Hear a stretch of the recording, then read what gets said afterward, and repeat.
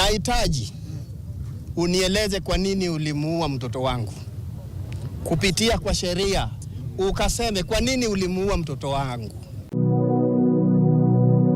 Tarehe 8 Juni mwaka wa 2025, ofisi ya Inspector General of Police ilitoa taarifa iliyotikisa taifa zima.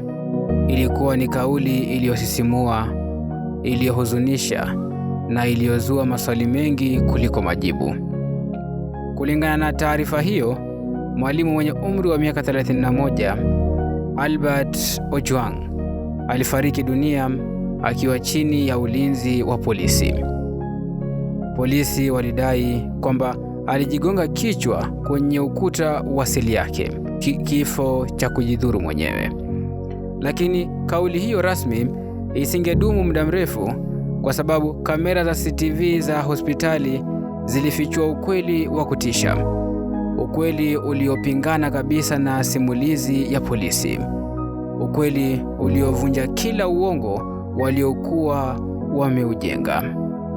Kama Wakenya wengine, nimefuatilia sakata hii kwa karibu sana, na katika video hii nitachambua hatua kwa hatua jinsi polisi walivyomkamata Albert Ojwang, walivyomtesa na hatimaye kumuua. Kisha nitafichua jinsi walivyounda moja ya cover up zilizo wazi na za aibu katika historia ya hivi karibuni ya nchi yetu.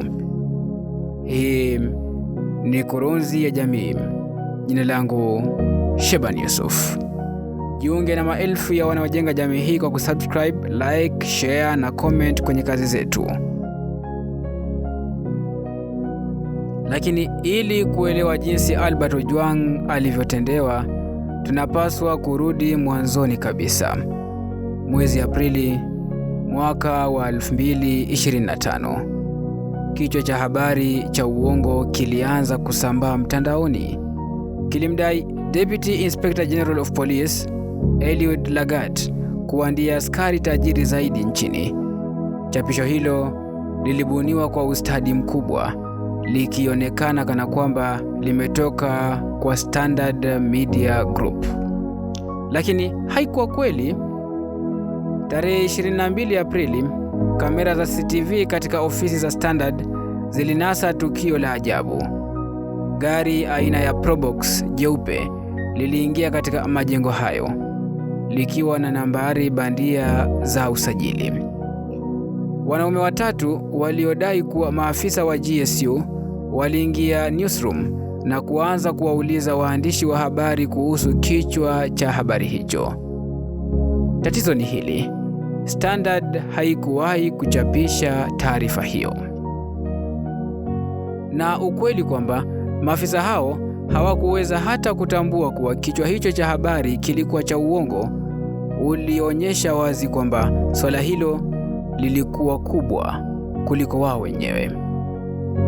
Mashambulizi dhidi ya DIG Lagat yaliendelea kuongezeka. Kisha tarehe 3 Juni, kichwa cha pili cha uongo kikaibuka: Mafia Cop. Hiki ndicho kilichovuka mstari zaidi. Tarehe 4 Juni, DIG Lagat aliwasilisha malalamiko rasmi, na hapo msako ukaanza. Tarehe 5 Juni, bloga maarufu Kevin Muinde alikamatwa huko Kisii na maafisa wa DCI. Alisafirishwa safari ndefu hadi Nairobi, ambako alizuiliwa katika kituo cha polisi cha Kamukunji. Mahojiano yake yanasadikika ndiyo yaliyoelekeza polisi kwa jina moja jipya: Albert Ojwang. Alitambuliwa kama mtu wa maslahi anayehusishwa kwa namna fulani na chapisho hilo la mtandaoni. Lakini hapa ndipo maswali mazito yanapoanza. Mimi na Wakenya wengine wengi tumepekua kila kona ya mtandaoni, na hadi leo hakuna hata screenshot moja inayoonyesha akaunti ya Albert Ojwang ikishiriki habari hizo. Hakuna ushahidi, hakuna chapisho, hakuna rekodi. Kulingana na bloga Cyprian Nyakundi, sababu ni moja tu: chapisho hilo halikuwahi kuwepo. Anadai Albert Ojwang alikamatwa tu kwa sababu alikuwa admin wa akaunti ya X, zamani Twitter, akaunti ambayo watu wengine pia walikuwa na ufikiaji wake. Na hapo ndipo safari ya Albert ilikatizwa. Kimya kikaanza na ukweli ukajaribu kufichwa. Akaunti hiyo ilikuwa ikisimamiwa na watu 4. Watatu kati yao walikuwa sehemu ya timu ya siasa ya Kenya Kwanza kwenye X, timu iliyokuwa inaripoti moja kwa moja State House. Lakini kuna jambo moja la kushangaza: Albert ndiye pekee ambaye hakuwa sehemu ya mduara huo wa ndani, na bado ni yeye aliyetekwa, aliyeteswa na hatimaye kuuawa. Kwa hiyo swali linabaki wazi: ni nini hasa kilichoambiwa mamlaka baada ya kukamatwa kwa Muinde? Ni maagizo gani yalipitishwa kwa siri? Ni uongo gani ulitungwa kwa makusudi ili kumgeuza Albert kuwa shabaha? Kwa sababu ukweli ni huu: mahali fulani, mtu fulani alibuni kisingizio, na kisingizio hicho ikagharimu Albert Ojwang maisha yake. Kevin Muinde aliyekamatwa kwa tuhuma zile zile hatimaye aliachiliwa huru. Mkurugenzi wa mashtaka ya umma alisema wazi kwamba hakukuwa na ushahidi wa kutosha wa kumshtaki. Lakini kwa Albert, haki haikuwahi kufika. Siku 2 tu baada ya Muinde kukamatwa, siku ya Jumamosi tarehe 7 Juni, Albert alikuwa amesafiri kurejea nyumbani kwao katika kaunti ya Homa Bay. Alipokuwa anakula chakula cha mchana, kikosi cha polisi kilifika. Kikosi hicho kiliongozwa na Sergeant Segei kikiwa na Sergeant Wesley Korir, PC Dennis Kinyoni na Police Constable Boniface Rapudo. Walimwambia baba yake Albert, Meshack Ojwang, kwamba wanamkamata mwanawe kwa madai ya kumtukana bosi. Bosi huyo alikuwa ni naibu mkaguzi mkuu wa polisi Eliud Lagat, yule aliyekuwa amewasilisha malalamiko. Albert alizuiliwa kwa muda mfupi katika kituo cha polisi cha Mawego kabla ya kusafirishwa safari ndefu ya zaidi ya kilomita 350 kuelekea Nairobi. Hakukuwa na sababu ya msingi kwa uhamisho huo, kwani malalamiko ya mtandaoni hayahusiani na eneo maalum, lakini bado walimsafirisha. Walipofika Nairobi, afisa mmoja alimpa Albert simu. Albert alimpigia rafiki yake akiwa na wasiwasi, bila uhakika kama alikuwa salama. Kisha saa 3:24 usiku alimpigia mke wake. Alimwambia amefika Nairobi salama na alikuwa anapelekwa kituo cha polisi cha Central. Marafiki zake walikimbilia kituoni hapo. Polisi walithibitisha kwamba Albert alikuwa ndani, lakini hakuna aliyepewa fursa ya kumwona. Kisha saa 3:32 usiku, Albert alisajiliwa rasmi katika kituo cha Central. Kumbukumbu rasmi zilibainisha kuwa hali yake ya kimwili na kiakili haikuwa thabiti. Huu ndio ulikuwa wakati wa mwisho ambapo rekodi za serikali zinadai kwamba Albert alikuwa salama. Muda mfupi baadaye, operesheni ikaanza. Kulingana na ripoti ya kina ya gazeti la The Star, kamera za CCTV zilizokuwa zikisimamia seli ziliharibiwa kimakusudi. Blind spot ikaumbwa kwa makusudi ili kuficha kile kilichokuwa karibu kutokea. Albert alitolewa kisiri kutoka seli yake, akatumbukizwa kwenye gari binafsi tofauti na gari rasmi la DCI lililomleta kutoka Homa Bay, mbinu iliyolenga kuepuka kuacha rekodi rasmi. Mahali alipokuwa akipelekwa Karura Forest. Akiwa amefungwa pingu, hana msaada, hana usemi. Albert Ojwang alikabiliwa na mateso yasiyoweza kuelezeka. Ripoti za gazeti la The Star zinaonyesha uwepo wa afisa mwandamizi wa polisi pamoja na dereva wake katika eneo la tukio. Hili halikuwa tukio la bahati mbaya.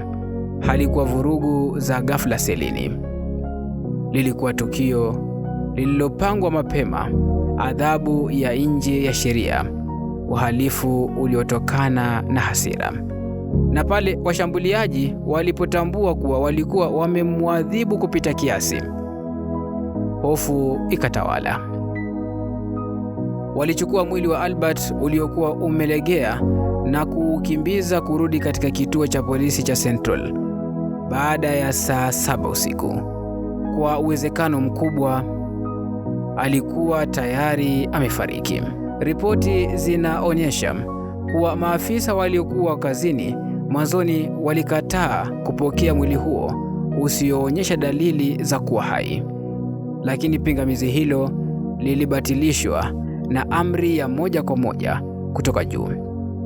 Albert aliwekwa peke yake katika sel, wafungwa wengine wadogo wakaondolewa. Katika hatua za kudhibiti mazingira, hatua za kuficha ukweli. Saa 7:35 usiku, Jumapili tarehe 8 Juni, kamera za CCTV katika hospitali ya Mbagathi zilinasa ukweli usiopingika. Gari la polisi aina ya Land Cruiser liliwasili. Kwa dakika 24 za maumivu, mwili wa Albert ulibaki ndani ya gari, wakati maafisa walipiga simu bila kukoma wakisaka maagizo. Hakukuwa na haraka, hakukuwa na juhudi za dharura, hakukuwa na mbio za kuokoa maisha yake. Hatimaye walibeba mwili wake na kuingiza hospitalini. Taswira hiyo ilikuwa ya kushangaza, ya kutisha na isiyoweza kupingwa. Albert alikuwa tayari amefariki. Hospitali ya Mbagathi ilibaini kuwa hakuwa anapumua, hakuwa na dalili za damu kutembea mwilini, na hali ya mwili wake ilionyesha kuwa alikuwa amefariki muda kabla ya kufikishwa hapo. Kulikuwa na dalili zinazoashiria jeraha la hapo awali. Saa 8:10 usiku, kamera zilinasa maafisa wakisukuma mwili wa Albert kutoka hospitalini. Dakika 5 baadaye, gari la polisi likaondoka Mbagathi na kuelekea City Mortuary. Safari hiyo haikuwa ya kuokoa maisha, ilikuwa hatua ya kwanza katika kutengeneza uongo.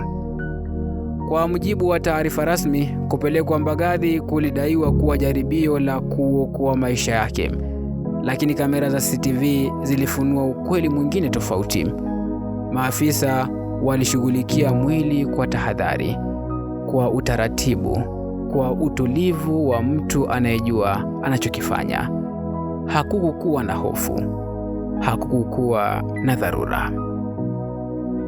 Alfajiri ilipofika tarehe 8 Juni, polisi walilazimika kueleza kifo cha mtu aliyedaiwa kuwa salama chini ya ulinzi wao usiku uliopita. Hawakuweza kusema ukweli, na hivyo mpango wa kuficha ukweli ukaanza. Ripoti ya kwanza rasmi ilidai kuwa Albert Ojwang alifariki kutokana na kujidhuru mwenyewe kwa kujigonga ukutani ndani ya seli yake.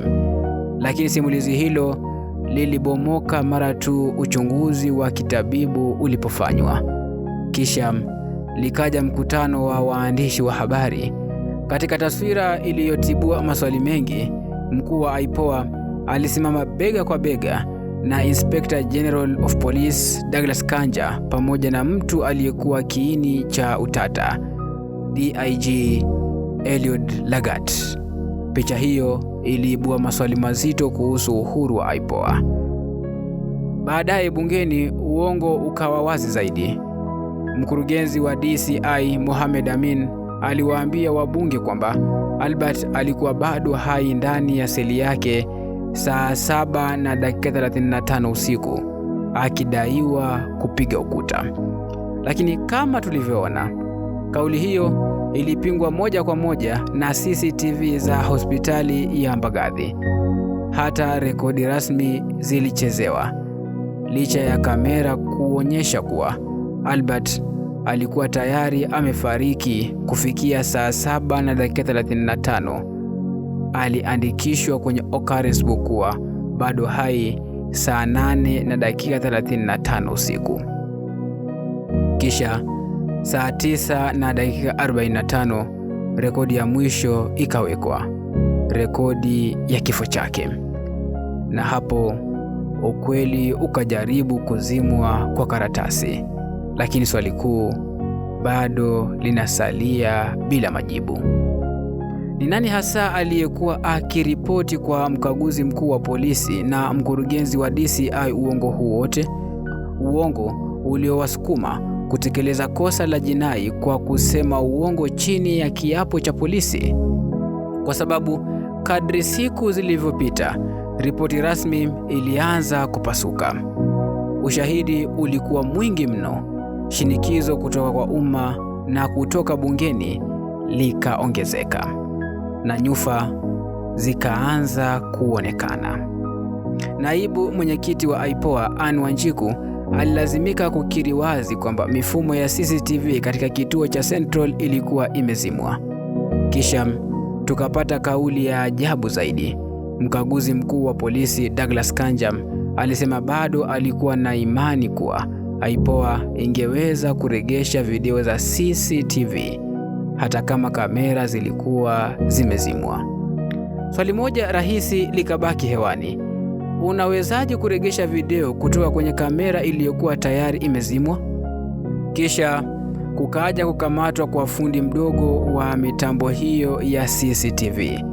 Alidaiwa kulipwa shilingi 3,000 kuzima kamera, lakini kulikuwa na ukimya mzito ulipofika swali muhimu zaidi: ni nani aliyemlipa?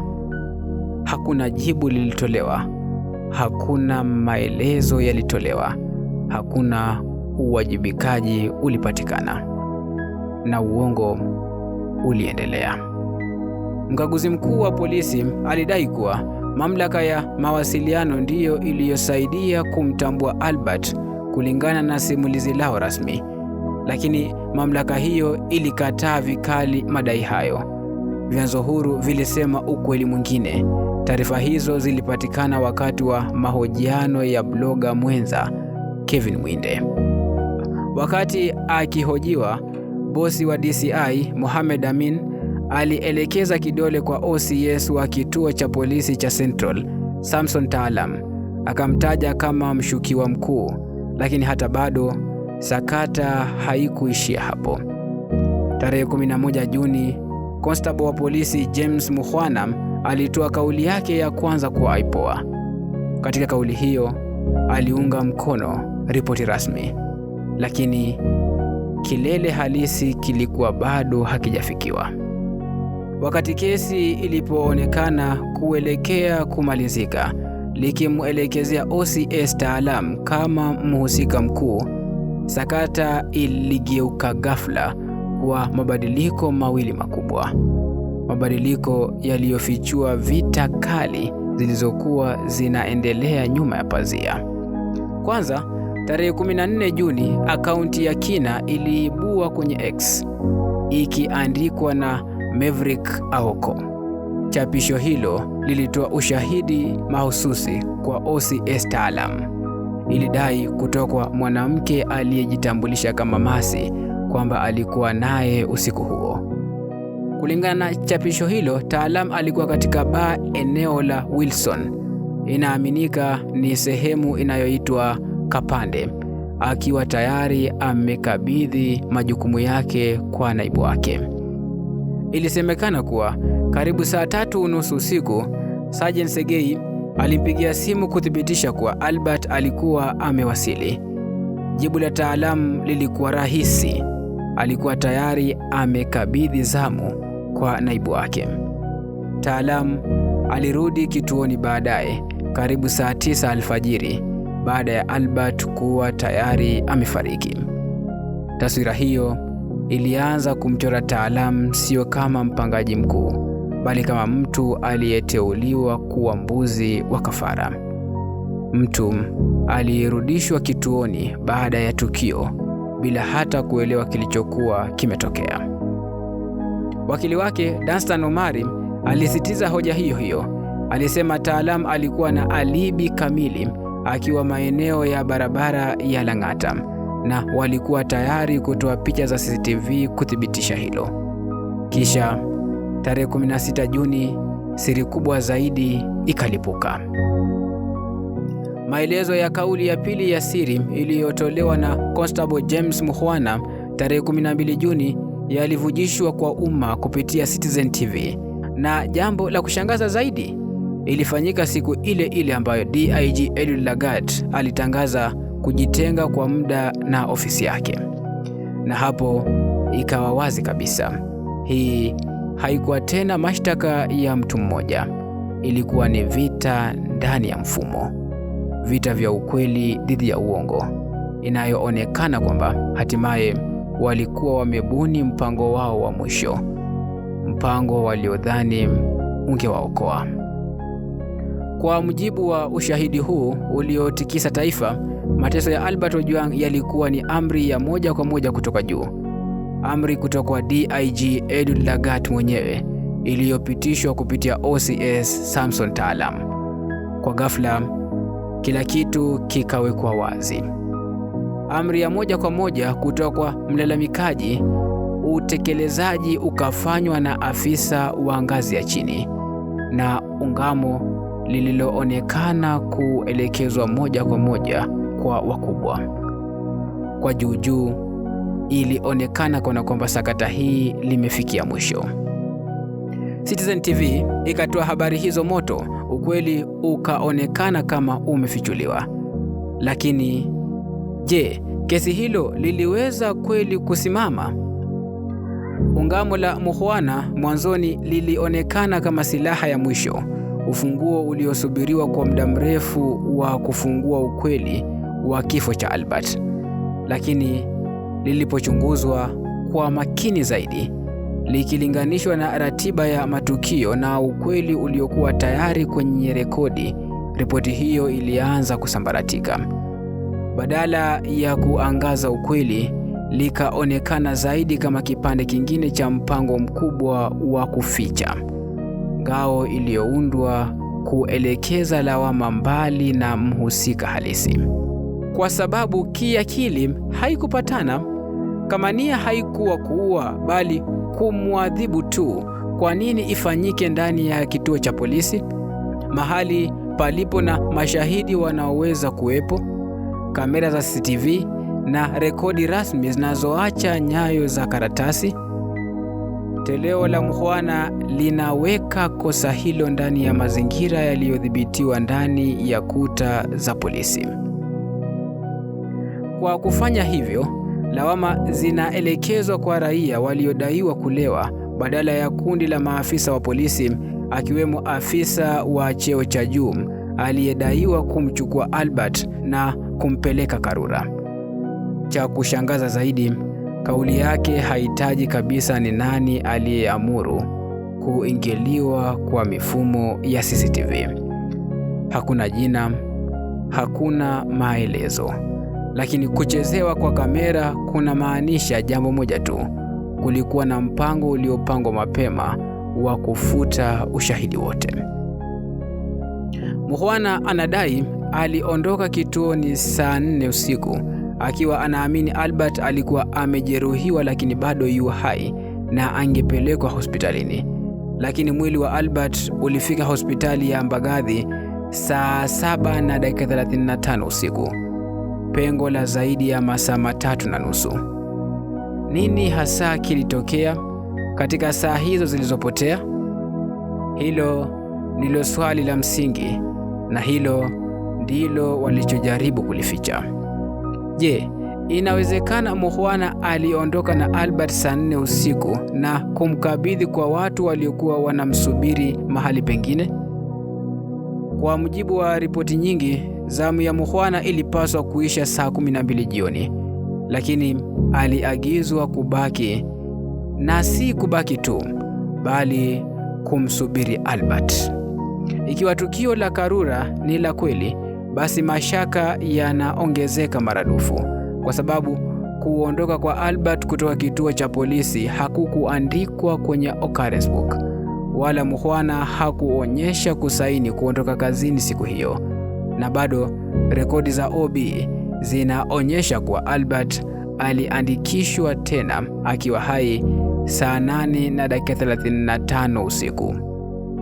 Huu ulikuwa uongo wa wazi, kwa sababu kamera za Mbagathi zilikuwa tayari zimeonyesha kwamba Albert alikuwa amefika kabla ya muda huo. Kama kweli hakuwa ameondoka kituoni kama wanavyodai, basi kusingekuwa na sababu yoyote ya kumsajili tena akiwa hai. Ungamo la Mukhwana halijibu maswali muhimu zaidi. Ni nani aliyechezea kamera? Ni nani aliyeunda sakata la kujidhuru kwa Albert? Na nani aliratibu na kubadilisha nyakati katika occurrence book? Maswali haya hayajajibiwa, na bado haya ndiyo maswali yanayoshikilia funguo za kesi nzima. Ukweli bado uko nje, na hadi maswali haya yajibiwe, haki bado itakuwa haijapatikana.